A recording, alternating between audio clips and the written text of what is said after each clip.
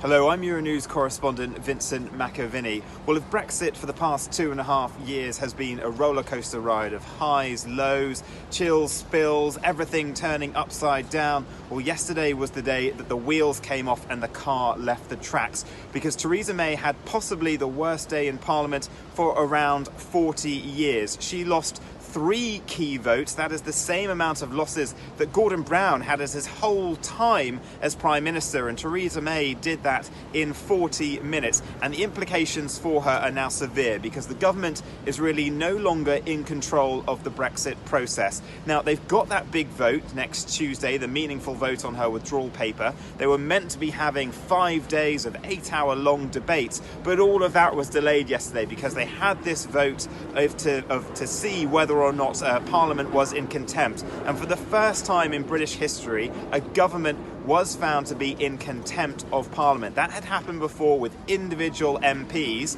and if they are found in contempt, they're actually suspended from Parliament for an indefinite period of time. The old rules were they used to be locked in there in a room inside Big Ben. Now, we don't think that's going to happen this time, but the government was, as a whole, for the first time, found in contempt because it hadn't published the legal advice on the Brexit deal, which MPs had voted for them to do. So after a debate, the government lost that vote, and at 11:30 local time today, they will have to publish the legal advice, and MPs are going to be poring over that, trying to figure out what it means in terms of the backstop arrangement, the border between the Republic and Northern Ireland, if in the end of the transition period the UK doesn't have a trade deal with the EU.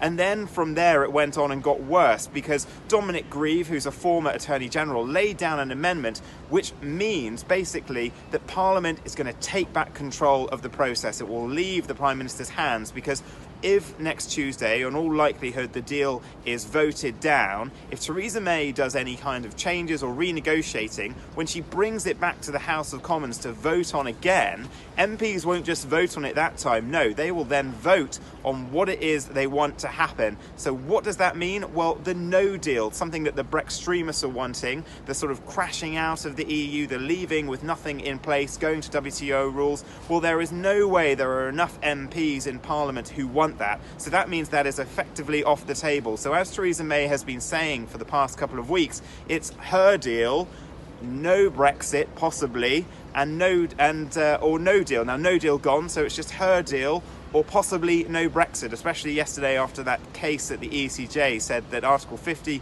to take us out of Europe can be paused at any time. So Theresa May might try to bring all the Brexiteers into the fold on her deal by saying, well, look, the no deal option is now gone, you've got to back me. Opposition parties may decide to take advantage of this moment of really weakened Prime Minister, and they could bring a vote of no confidence, but that might unite Theresa May's party behind her. They still, of course, could be in her own benches putting in the letters of no confidence to her party. So it is really now a pretty uncharted territory for British politics. The next couple of days are going to be very interesting. It's time to tune in if you haven't been, because this really could be the end game of Theresa May's political career.